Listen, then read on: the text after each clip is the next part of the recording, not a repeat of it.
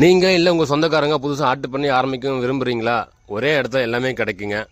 அதாவது விதை கிடா, மாப்பிள்ளை கிடான்னு சொல்லுவாங்க. தரமான தலைச்சேரி கிடாங்க.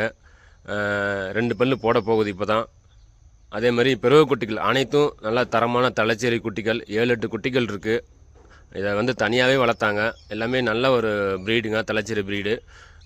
இது இன்னும் சனையாகலை. புதுசாக பண்ணை ஆரம்பிக்கிறவங்களுக்கு ஒரே இடத்துல எல்லாமே கிடைக்கும். அதாவது குட்டிகளுக்கு தேவையான கெடா, அதாவது ப்ரீடிங் கெடா, அதே மாதிரி தீவன தொட்டி, இந்த மாதிரி எஸ்எஸ் ஷீட்டில் போட்ட தீவன தொட்டி அகலம் 1 அடி, நீளம் 6 அடி 8 அடி இருக்குது.